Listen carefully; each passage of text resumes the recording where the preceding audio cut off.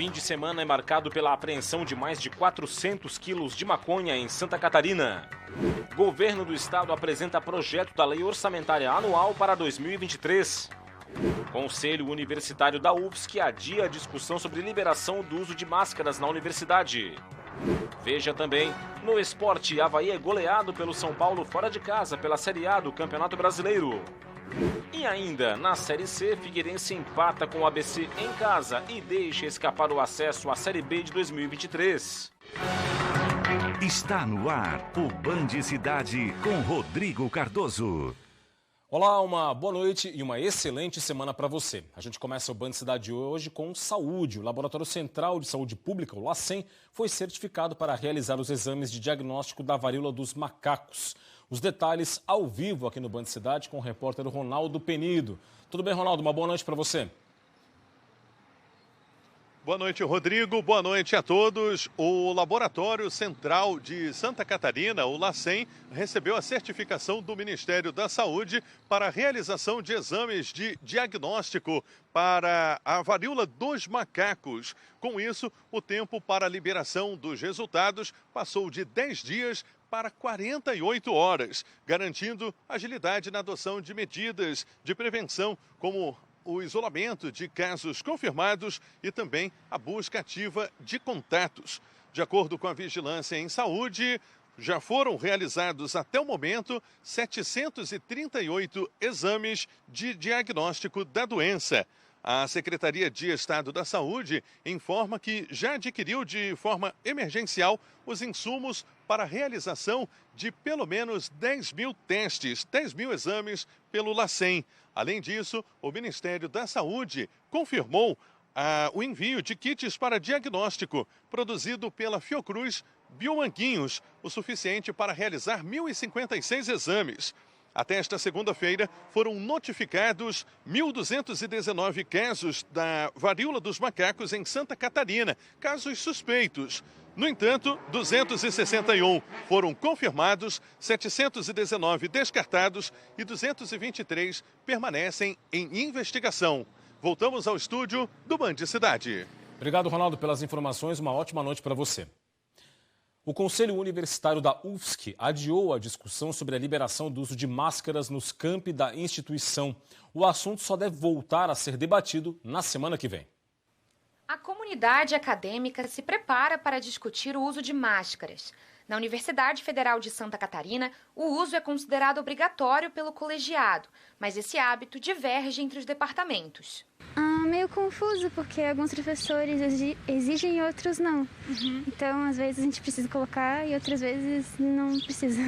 Em sala, o pessoal utiliza máscaras, não é sempre, às vezes é opcional, mas tem certos professores que pedem para que a gente utilize, né? Por exemplo, eu estou indo para uma disciplina agora que pede para que eu utilize, eu estou aqui na bolsa. Apesar de a flexibilização do uso de máscara ser uma realidade em Santa Catarina, em uma universidade federal, esse processo é um pouco diferente. A UFSC, por exemplo, possui autonomia administrativa.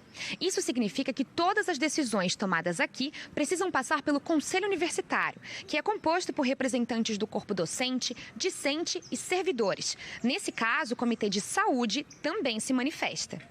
O comitê foi criado durante a pandemia e reúne cientistas, pesquisadores e técnicos em saúde.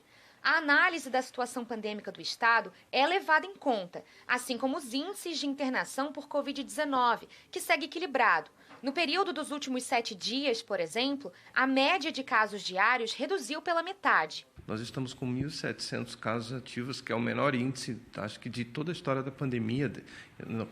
Nos remonta aos índices do início, quando a gente não tinha ainda uma grande circulação de casos. Além disso, o número de casos tem reduzido, nós reduzimos em 50% o número de casos novos de Covid-19 de uma semana para outra, e na última semana, nós só tivemos o registro de um óbito por Covid. A cobertura vacinal é um dos fatores determinantes para a discussão. Mais de 80% da população catarinense completou a primeira e segunda dose da vacina contra a Covid-19.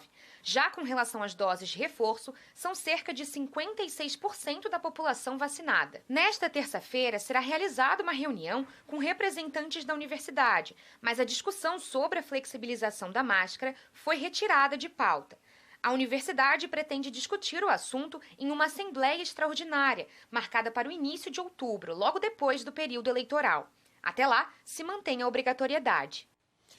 Da saúde para a segurança pública, a Polícia Rodoviária Federal apreendeu mais de 200 quilos de maconha em 2 ocorrências, uma em Canoinhas, Planalto Norte do estado, e outra em Água Doce, no oeste catarinense. Confira. Na BR-280, em Canoinhas, a Polícia Rodoviária Federal abordou 2 carros com placas de Belo Horizonte e Mafra. No veículo de Belo Horizonte, que havia sido alugado, os policiais encontraram 124 quilos de maconha, acondicionados em tabletes escondidos no porta-malas e no banco traseiro. A motorista, presa em flagrante, confessou que contratou os 2 ocupantes do veículo de Mafra, um homem e um adolescente, para escoltar a carga. Todos foram levados para a delegacia. Na BR-153, em Água Doce, os policiais rodoviários federais apreenderam 105 quilos de maconha. A droga estava escondida no porta-malas e nos bancos dianteiro e traseiro de um carro com placas do Paraná. O motorista não obedeceu a ordem de parada e fugiu em alta velocidade pela contramão. Depois de 5 quilômetros de perseguição, o carro foi abordado e o motorista preso. Ele confessou para os policiais que entregaria a maconha no Planalto Norte catarinense. E a Polícia Militar apreendeu 231 quilos de maconha neste fim de semana em Joinville, norte catarinense. A apreensão ocorreu após uma denúncia de tiros disparados de uma casa no bairro Morro do Meio. Após a abordagem, a PM foi até a casa e encontrou os 231 quilos de maconha, escondidos em uma máquina de lavar roupas e no forro da casa. Além disso, foram apreendidos uma garrucha calibre 20, um revólver calibre 32, munições, balança de precisão, celulares e material para embalar drogas. Um homem de 37 anos de idade foi preso em flagrante por tráfico de drogas e porte ilegal de arma de fogo. Ele confessou que comprava armas e drogas no Paraguai para revender na região.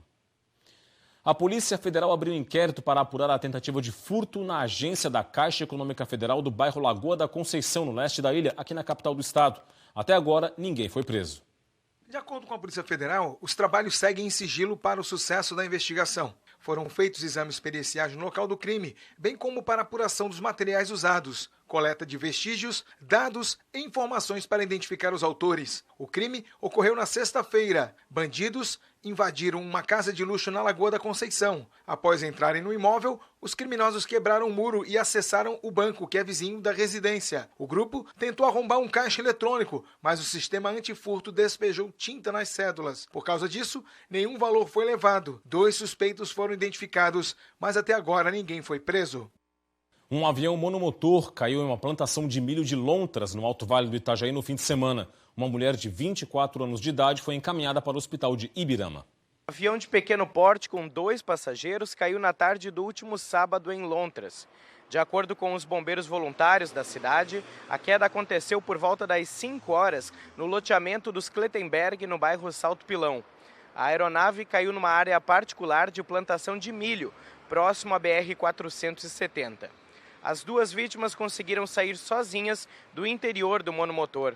O piloto e proprietário da aeronave, um homem de 42 anos, recusou encaminhamento ao hospital. Já a passageira, uma jovem de 24 anos de idade, foi levada ao Hospital Dr. Valdomiro Colautti, em Ibirama. A mulher relatava dores na região do abdômen, ferimentos abrasivos no joelho e um edema na cabeça. Segundo os bombeiros, a retirada do avião do local ficou sob responsabilidade do próprio piloto. Logo mais, depois do Band Cidade, tem o Jornal da Band. Vamos saber os destaques desta segunda-feira com a Paloma Totti. Olá, Paloma. Olá, boa semana pra gente. Daqui a pouco tem Jornal da Band. Aqui estão os destaques de hoje. Os preparativos para as eleições. 156 milhões de pessoas vão votar neste domingo. A disparada do dólar. Moeda sobe 3% e chega a R$ 5,40. O prêmio da Mega Acumulada vai aumentar e deve chegar a 200 milhões de reais. Isso e muito mais daqui a pouco, 7h20. A gente te espera. Estamos de volta para destacar o Prêmio Band Cidades Excelentes 2022. O Grupo Bandeirantes e o Instituto Áquila de olho nas boas práticas da gestão pública municipal. A sustentabilidade vai além de preservar o meio ambiente. Envolve ações econômicas, sociais, culturais e ambientais. Tornar um lugar sustentável implica em garantir o equilíbrio entre a natureza, as pessoas, as empresas. é fazer com que todos os envolvidos tenham a capacidade de produzir e consumir recursos que não comprometam o futuro das próximas gerações.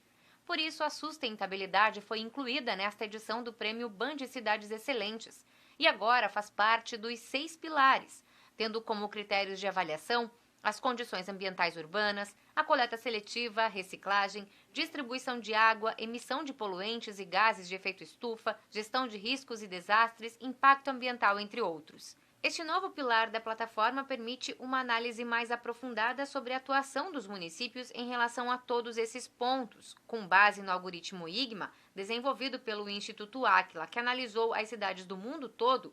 A ferramenta é online e está disponível e traz informações sobre cada um dos mais de 5.000 municípios brasileiros, incluindo os 295 catarinenses. A gestão de uma cidade excelente precisa estar atenta às questões sustentáveis também. Todos os municípios do país já estão inscritos para participar do prêmio e serão avaliados. Não é necessário nenhum cadastro. Com base nessas informações, será possível analisar as cidades que estão fazendo um bom trabalho e premiá-las. Mais detalhes sobre o prêmio, acesse band.com.br/Cidades Excelentes. O governo do estado apresentou hoje o projeto da Lei Orçamentária Anual para 2023. É a legislação que define a receita e a despesa de Santa Catarina para o ano que vem. O texto que vai ser enviado para a Assembleia Legislativa traz a previsão de gastos e receitas do governo de Santa Catarina para o próximo ano. O orçamento de 2023 tem uma projeção de crescimento de 16,5% em relação a este ano. A receita estimada é de 44 bilhões e 110 milhões de reais. Com a saída da pandemia, a arrecadação de 21 cresceu bastante e a de 22 também. Só que nós temos que, uma peça orçamentária, ela é para o futuro. Então nós temos que ser sempre conservadores nas contas. Porque não adianta nós aprovarmos um orçamento fora da técnica. De acordo com a Secretaria Estadual de Fazenda, a redução do ICMS não vai impactar nas contas do Estado. Em Santa Catarina, a alíquota foi reduzida de 25% para 17% na gasolina, etanol, telecomunicações e energia elétrica. O Estado pretende reduzir nos próximos anos o endividamento da máquina pública. Quando você tem equilíbrio nas contas. Como o Estado se preocupou e colocou as contas equilibradas com aquilo que se arrecadava e aquilo que se está se gastando, claro que aquilo que está se deixando de arrecadar é importante, mas o Estado vai sentir menos porque estava preparado e quando você diminui impostos, você também tem a oportunidade de fazer mais crescimento, de ter mais desenvolvimento. O Estado tem uma arrecadação menor. No próximo ano estão previstos investimentos de aproximadamente 5 bilhões e 600 milhões de reais na área da saúde.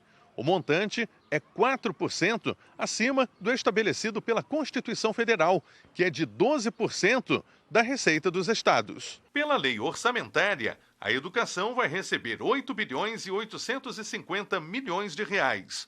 Já o montante destinado para a segurança pública vai ser de 3 bilhões e 650 milhões de reais. As obras de infraestrutura vão receber 2 bilhões e 690 milhões. A agricultura vai ser contemplada com 1 bilhão e 50 milhões de reais. Enquanto a cultura, esporte e lazer vão ter direito a 256 milhões de reais. O projeto também pretende combater a evasão escolar e reduzir a fila de espera por cirurgias eletivas. A chegada de uma frente fria traz instabilidade para o tempo amanhã em Santa Catarina. Os detalhes agora no Band Cidade.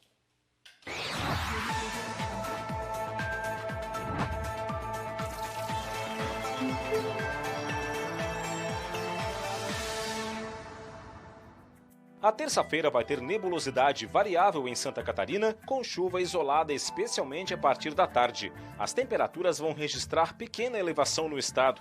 Na capital, mínima de 17, máxima de 24 graus. Em Joinville, variação entre 16 e 24. Em Lages, 12 de mínima e 21 de máxima. E em Chapecó, os termômetros variam entre 14 e 21 graus. Hora de conferir o que é notícia no portal tvbv.com.br. Acesse e confira aqui no telão os destaques. Olha, CEPAT de Joinville oferece 499 novas vagas de emprego. É um dos destaques da edição de hoje. Tem aqui também, ó, a Escola de Blumenau recebe ameaça de massacre. Ameaça que aconteceria hoje, segundo essa pichação no banheiro da unidade escolar. Tem também aqui os destaques do esporte, que você confere daqui a pouquinho no Band Cidade, e muitas outras informações. Tem também a coluna aqui, ó, a coluna do Paulo Chagas, nova contratação, novo colaborador, novo colega aqui da TV Barriga Verde. Você pode conferir tudo isso e muito mais em tvbv.com.br. Acesse, aponte a câmera do seu smartphone para o QR Code que está na sua tela e fique ainda mais bem informado. Série A do Campeonato Brasileiro, o Avaí foi goleado neste fim de semana pelo São Paulo em jogo isolado da 28ª rodada. Inspirado no agasalho de Tele Santana, técnico do título da Libertadores e do Mundial de 1992, o terceiro uniforme colaborou em mais uma vitória. Diego Costa, por exemplo, ainda não havia marcado no campeonato. Subiu mais alto que todo mundo depois da cobrança de escanteio de Reinaldo para abrir o placar. Há uma falta, né, no Thales, o Calheri empurra ele e acaba o Thales batendo no bolo ali, atrapalhando a nossa marcação. Precisando da vitória, o time catarinense chegou mais perto com o Bissoli. O primeiro tempo já estava nos acréscimos quando o tricolor praticamente decidiu a parada. Em mais uma jogada pela esquerda, Reinaldo achou Nestor, que cruzou.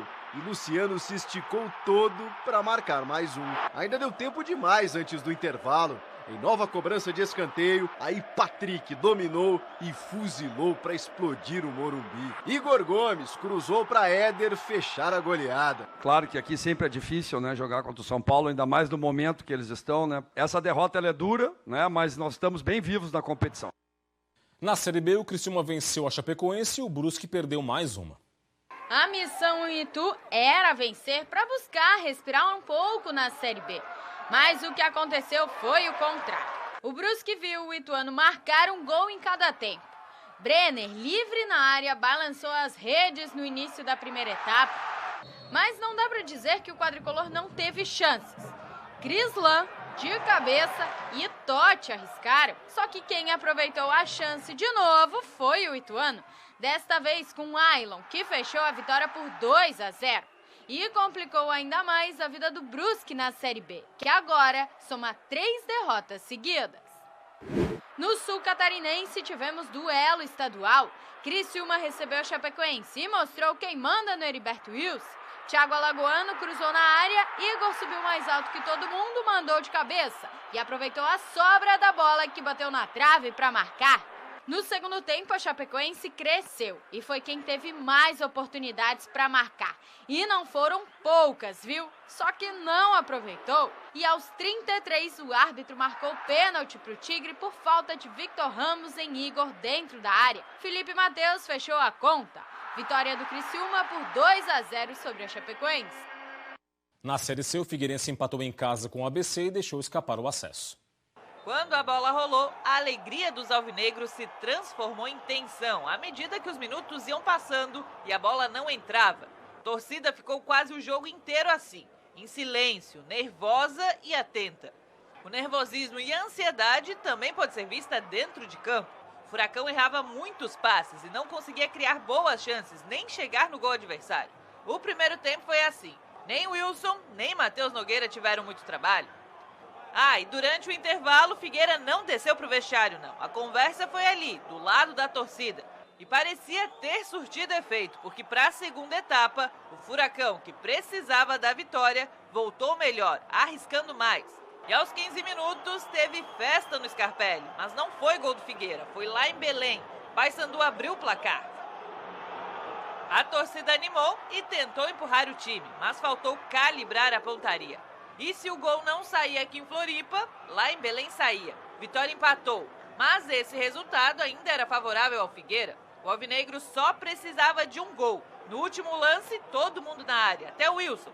E foi pra lá que Robinho bateu. O goleiro ídolo alvinegro tentou, mas a bola parou na mão de Matheus Nogueira. E o gol, tão esperado pela torcida alvinegra, não saiu em Florianópolis. Final de jogo, Figueirense 0, ABC também 0. O fim de semana foi de troca de conhecimento e criatividade para mais de 1.000 estudantes da Grande Florianópolis. O sábado dessas crianças foi marcado por criatividade, conhecimento e boas ideias. O CCI Criativo é o maior evento científico estudantil e este ano o tema escolhido pelo Centro de Educação foi o bicentenário da independência do Brasil e a competição mais esperada pelo país do futebol, a Copa do Mundo. Então eles se preparam para atender o público, para passar o conhecimento deles e sempre de forma criativa, sempre buscando alguma inovação, uma tecnologia para atrair e desenvolver essas ideias. Ian, estudante do 6º ano, convidou a nossa equipe para a apresentação que ele e os colegas prepararam para o evento. Anteriormente nas aulas a gente viu sobre charges e esse é um tema legal de se conversar, porque não é grande, não é uma leitura, é engraçado e abrange muitas críticas. Já Pedro, de 12 anos, estava ansioso para apresentar o trabalho sobre o esportista Charles Miller e começou mais cedo do que o combinado. Para falar a verdade, esse nem é o meu horário de apresentar, meu horário é 12h às 1h, só que eu tô aqui porque eu gosto muito de apresentar. O CCI Criativo é um dia de aprendizagem e interação. Os pais e professores se unem aos alunos que estão prontinhos para apresentar o que aprenderam durante o ano. Conteúdo na ponta da língua. O CCI ajuda muito a trabalhar nossa desenvoltura, falar com as pessoas e a gente, com certeza, em algum momento da vida a gente vai precisar usar isso, tanto para o lado profissional quanto pessoal. Os professores também são desafiados a relacionar os temas escolhidos com as disciplinas. No caso do professor Matheus, não foi difícil analisar os melhores gols da Copa por meio da matemática. A gente fica o ano inteiro com eles e a gente sempre que a gente que fala, eles mais escutam. É muito legal ver eles fazendo, ver eles preparando e apresentando sobre o conteúdo que a gente viu em sala de aula. Alguns pais se desdobram para conseguir acompanhar todas as apresentações. Milena é mãe de 4 e 3 deles participam do evento. Vou em cada um, dou um tempo para cada um. Eles falam, eles erram, eles se improvisam, mas é um valor muito grande para a nossa família mostrar que a gente está aqui por eles. Ensino infantil, fundamental e médio animou o sábado com brincadeiras interativas, discussões sobre participação social sustentável, apresentações musicais e até de dança. Legal, ficamos por aqui com o Band Cidade de hoje. Vem aí o Jornal da Band. Mais informações de Santa Catarina você confere amanhã, meio-dia, no Jogo Aberto do SC e meio-dia e 20 no SC Acontece. Forte abraço, obrigado pela audiência, boa noite e até amanhã. Tchau, tchau.